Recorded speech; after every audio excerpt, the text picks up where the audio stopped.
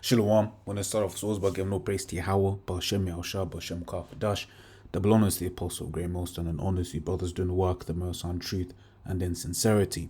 Yahweh is the real name of whom the world ignorantly calls God, Jehovah or Yahweh. His real name is Yahweh. And his son's true name is Yahweh Shai. And when we pray Yahweh, Ba'ashem Yahushai. Ba meaning in, Ha meaning done, Sham meaning names, Yahweh, the name of Yahweh Shai. This one's inspired. Listen to the apostles at the camp, sort of speaking about the fear of the Lord. And I've got two of the precepts that they, quoted, and also gonna, go into some others. And then when I was kind of just looked up, fear the Lord, right? You see, it comes up 255 times. Now, obviously, as you can see, in these examples, that's just like a where it has fear and then Lord in the verse in itself. But that's it, man. When you read Proverbs 1:7, right, it says the fear of the Lord Yahweh is the beginning of knowledge, but fools despise wisdom and instruction, right? And that's it. When one fears the Lord, right, that is when that is when knowledge starts to grow. Right, France, because I'm thinking of something in my mind. If I just look for it real quick. You just bear with me.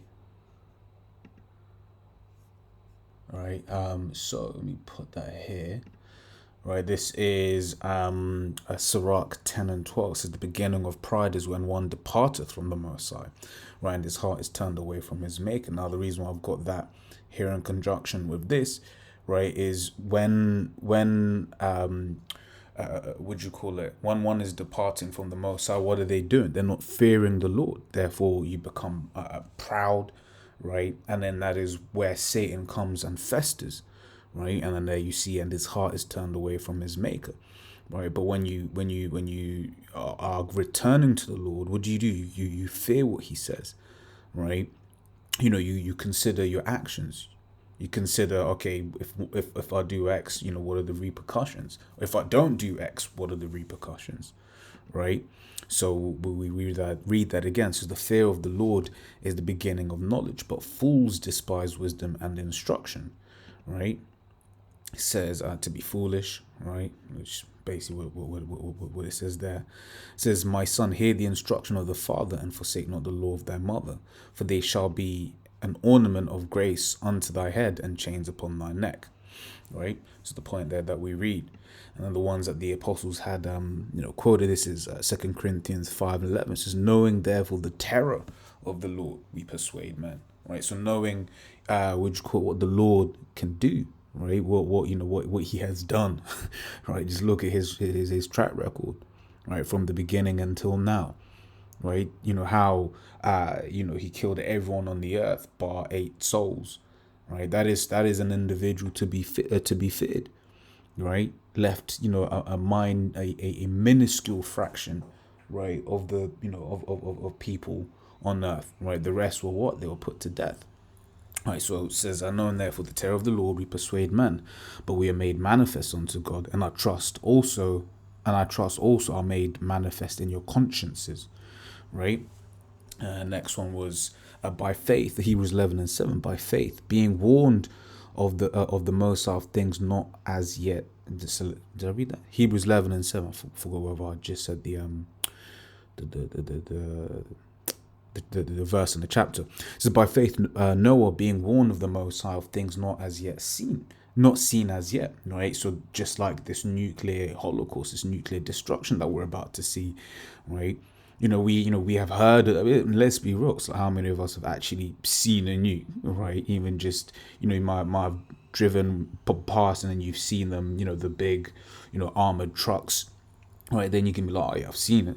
I've seen a missile of sorts, right? But how many of us have works where the nukes are housed, right? Or seen active nuclear weapons or whatever? We've never actually even really seen that. However, we know that they're there, right? We know that Esau's been working on them, and then we believe that the Lord is going to use those nukes to destroy to destroy America, all right, and certain other places in the world are gonna get hit too, right?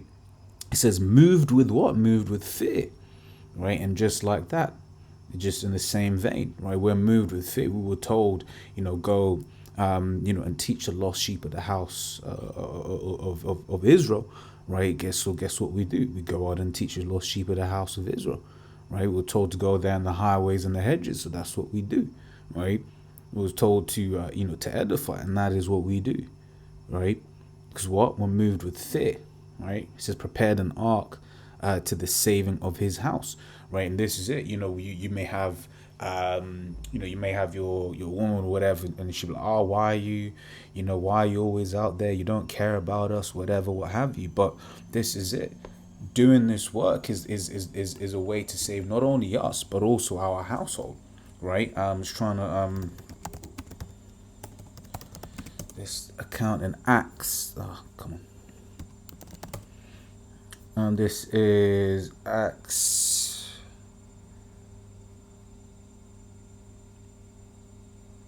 Is it this one? Oh, no, it's this one. 16. It's Acts 16 and 30, right? It says, and brought them out and said, sirs, what must I do to be saved? And they said, believe on the Lord Yahweh Shah Mashiach, and thou shalt be saved and thy house, right? So when we go out there and teach, right, especially brothers with families, right, we're not just going out there just for ourselves. Of course, scriptures say work out thine own salvation. We also go out there in the hope that the Lord will have mercy, right, on our house, right, and that's it. So where were we?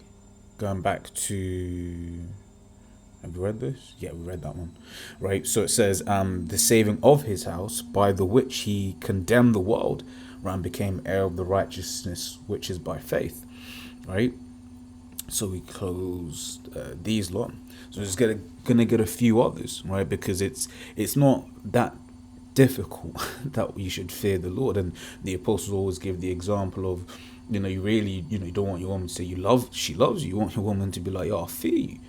Right, because once again, when she fears you, she thinks twice about certain of the things that she's going to do. She thinks twice when she's like, before Satan rides, she's like, oh shit, he might give me a backhand, whatever. Which, I'm gonna be careful doing that in this society, so we'll throw you under the bus. But scriptures talk about a man's supposed to have complete rule over his household.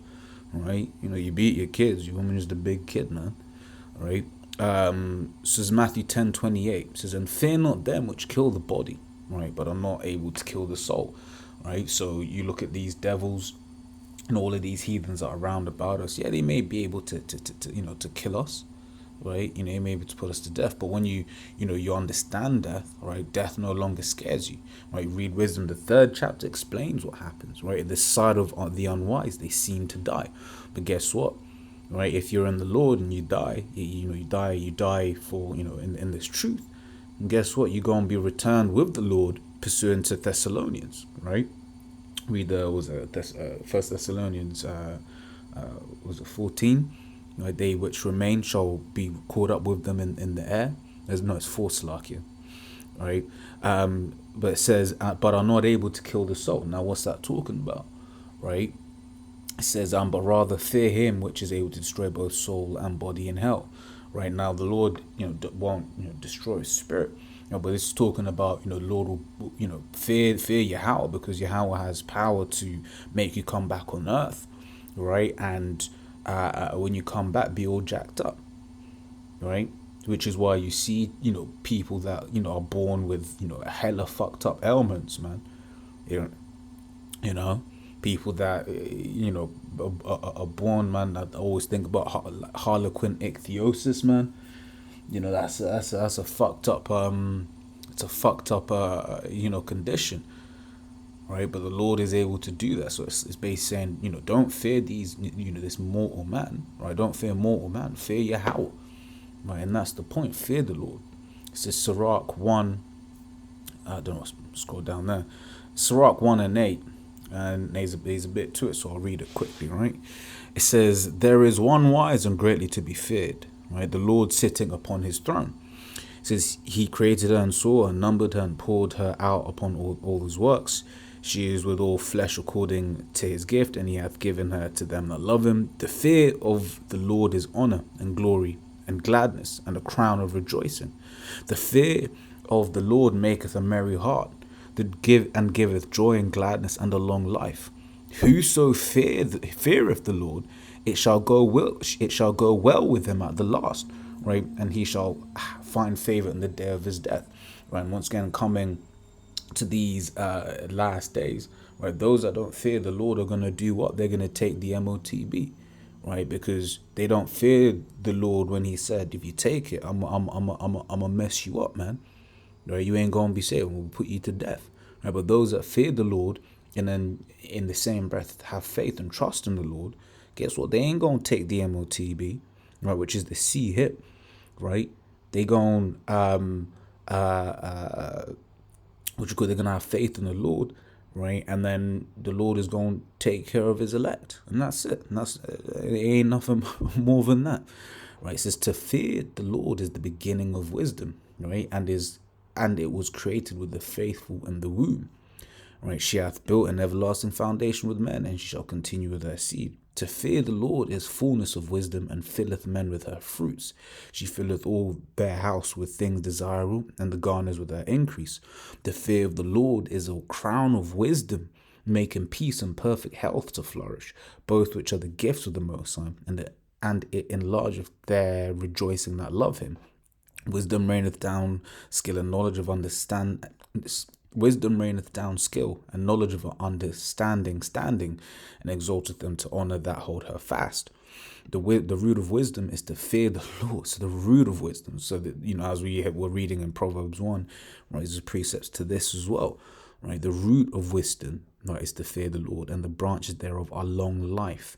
Right, exactly for the reasons that we've stated before. Right, so the fear of the Lord driveth away sins, and where it is present, it turneth away wrath.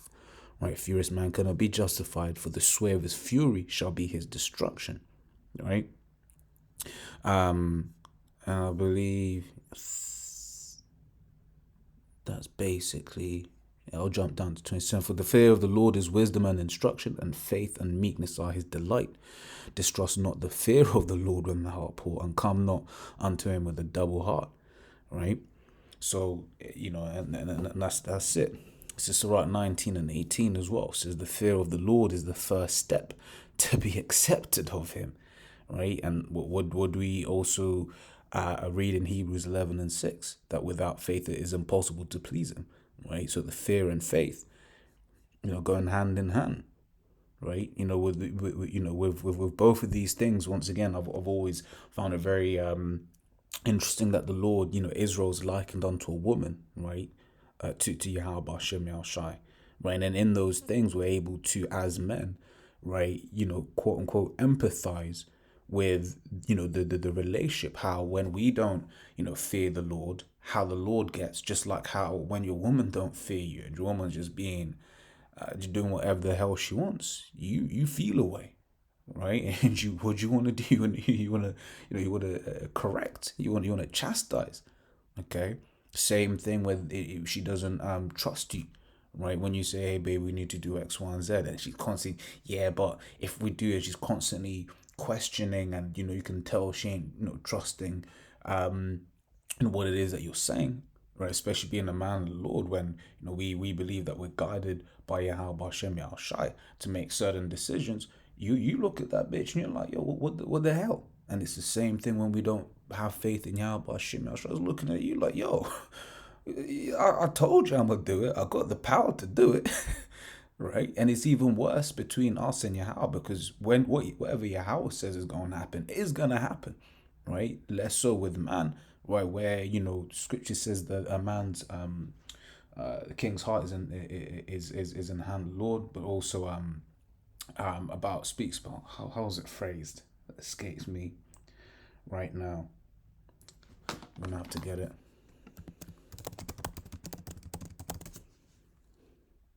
It says Proverbs 20 and 24. It says man's going out of Yahweh. How can a man then understand his own way? And that's the point. This is 1 Peter 2:17. Honor all men, love the brotherhood, fear the Most High, right? Honor the king. And the last one to top it all off, to close it all off, is Revelation 15:4. Who shall not fear thee, O Lord, and glorify thy name? For thou only art holy, for all nations shall come and worship before thee, for thy judgments are made manifest. Right? And then that's what we're looking for. It says in Peter's, right? Here we have no continuing city, but no. It's like I'm gonna have to get that as well. Nevertheless, we, 2 Peter 3:13, nevertheless, we, according to his promise, look for new heavens and a new earth wherein dwelleth righteousness, right? So we're looking forward to a righteous kingdom, right? Where, where basically things are going to be, just correct, right? There ain't going to be no, Israel's going to be completely perfect, right? These heathens, if we hear of any misdeeds, guess what? Israel's going to come down, right? So that's just a quick one. Lord's will, that was edifying. Until next time, we say Shalom.